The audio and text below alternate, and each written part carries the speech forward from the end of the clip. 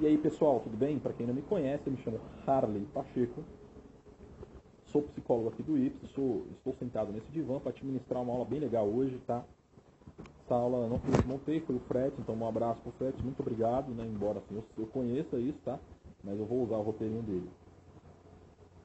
A gente vai falar hoje de modelo médico versus modelo médico de diagnóstico de transtornos psicológicos versus modelo psicológico. Por que eu estou falando isso? Porque as faculdades não falam, tá?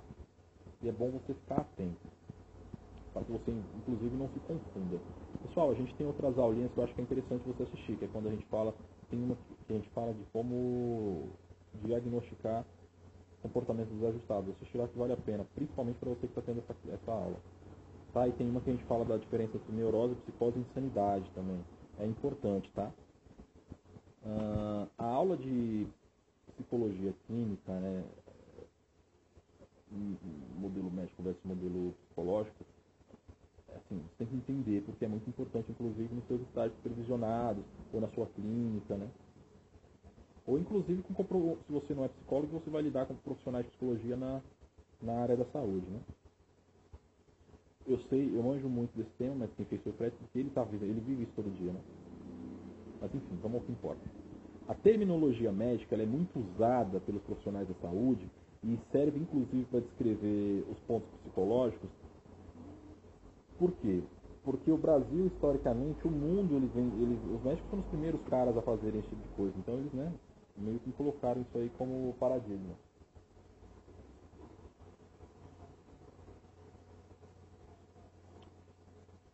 Essa linguagem médica que trata, né, o comportamento animal, comportamento anormal, é classificado por sintomas, né? Se você for ver, a gente naturalmente diz que a pessoa com transtorno psicológico ela tem sintomas, né, que precisam ser diagnosticados, né? E o diagnóstico serve para você mudar comportamentos, né, usando o método da terapia, e que por fim vai levar a uma cura. Escuta bem isso aí. Se você não, se você, inclusive, se você puder, volta esse minutinho para você ouvir isso de novo. Porque, ó, olha só, a terminologia médica ela está totalmente, está muito clara aí, ó. Primeiro que a gente chama de profissionais da saúde, né? Depois a gente fala de comportamento anormal e classificado por, aí você coloca aqui, ó, um termo médico, sintomas que precisam de diagnósticos. Também é um outro termo médico, né? Que é destinado para mudar comportamento por meio de método chamado terapia. Também é um conceito médico, né? Tanto que o cara que está com câncer vai fazer o quê? Químio, né?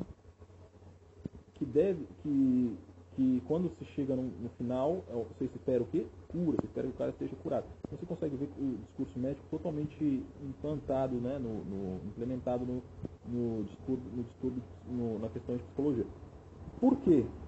É assim, e não de outra forma, além de, primeiro, como eu falei, tem toda a questão cultural, mas porque o distúrbio psicológico, eles lembram muito as doenças, né, os sintomas de uma maneira qualitativa. E por isso se acredita que todo distúrbio psicológico tem uma causa específica que deve ser descoberta e curada, né? Se você for ver, é muito isso, né? Assim, não tem muito para fugir disso. Esse é o modelo médico. O modelo psicológico, por outro lado, ele contesta esse aspecto médico porque ele argumenta que a doença mental ela não é necessariamente algo físico, né? Ele defende que a doença mental, modelo psicológico, é fruto de problemas pessoais, sociais, problemas éticos inerentes à vida humana.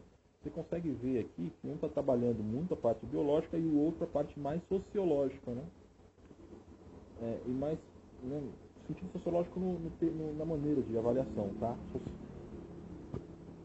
Ambos têm validade, porque a gente sabe que burnout, por exemplo, causa estresse, né? Causa uma doença física, causa um distúrbio psicológico que chama burnout, né? Só que o burnout é físico. Bem, eu não vou querer te convencer qual que você deve usar, mas eu quero que você conheça os dois. Eu preciso que você conheça os dois para te formar bem, né? O ponto, aí na minha opinião, tá? O ponto é que é difícil sair do modelo médico porque nossa cultura ela é médica, né? embora existam sim pontos que eu entendo que são fatores sociais que influenciam e que devem ser avaliados, jamais podem ser negados, e aí o seu papel é não negar, porque o médico nega muito, enfermeiro nega muito, você não pode negar, esses pontos não podem ser ignorados. Então o seu trabalho como psicólogo também é avaliar isso. Só que é difícil fugir porque a gente vê muitos efeitos físicos, né, que são causados por problemas psicológicos, e o contrário também acontece, a gente vê muitos problemas psicológicos causados por questões físicas. Então a gente consegue hipotetizar aí que tem uma correlação, que tem alguma conexão entre o físico e o psicológico, né? E aí quando a gente chega nesse ponto, a implicação prática fica mais difícil. Aliás, ela já é difícil, né? Já é difícil você investigar e diagnosticar um transtorno psicológico sem esses questionamentos. Mas imagina com essa discussão, a dificuldade que se torna, né? Por isso, a investigação, todo esse processo, ele tem muito esforço, assim, de toda a equipe, né?